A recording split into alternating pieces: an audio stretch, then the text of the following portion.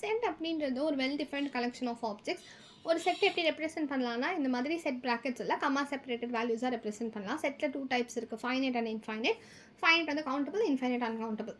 So இதெல்லாம் நமக்கு இருக்கக்கூடிய செட் ஆப்ரேஷன்ஸ். இதில் யூனியன் என்ன பண்ணுவோம்னா, 2 செட் இருக்குன்னா அந்த ரெண்டுத்தையும் அப்படியே ஜாயின் பண்ணி எழுதிடுவோம். ஸோ செட்டில் வந்து நமக்கு வேல்யூஸ் ரிப்பீட் ஆகக்கூடாது. இன்டர்செக்ஷனில் வந்து எந்த 2 செட்டுக்கும் எந்த எலமெண்ட் காமனாக இருக்கோ அதை எழுதுது. டிஃபரன்ஸ் வந்து a மைனஸ் பி எடுத்தோம்னா ரெண்டுத்தையும் காமனாக இருக்கிறதை கேன்சல் பண்ணி ஃபஸ்ட்டு செட்டில் இருக்கிற எலமெண்ட்ஸை மட்டும் எழுதணும். கார்ட்டீசியன் ப்ராடக்ட்டில் ஒன்று அப்படியே அதோட பேர் பண்ணி ஆர்டர் பேர்ஸாக கமா செப்பரேட்டடாக எழுதுவோம்.